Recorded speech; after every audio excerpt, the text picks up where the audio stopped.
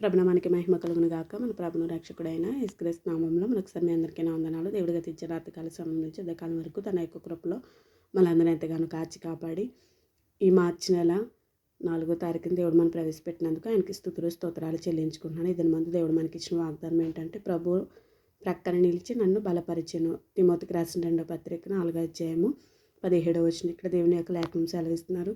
ఆయన నా పక్షాన నిలిచి, ఆయన నా ప్రక్కన నిలిచి నన్ను బలపరిచిన అనేసి, కనుక నేను సింహము నోట నుండి తప్పింపబడి అనేసి దేవుని యొక్క లేఖనం ఇక్కడ మనతో మాట్లాడుతున్నారు.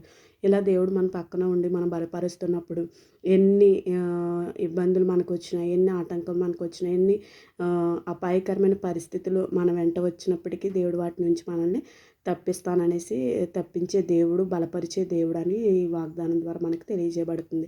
కాబట్టి ఆయన మన ప్రక్కన నిలిచి ఉండాలంటే మనం ఆయన యందు ఏ విధంగా నిలిచి ఉంటున్నాం, ఏ విధంగా నడుచుకుంటున్నాం, ఏ విధంగా మనము నడవగలుగుతున్నాం ఆయనతో అనేది ఒకసారి మనం పరిశీలన చేసుకునే వారిగా ఉండాలి.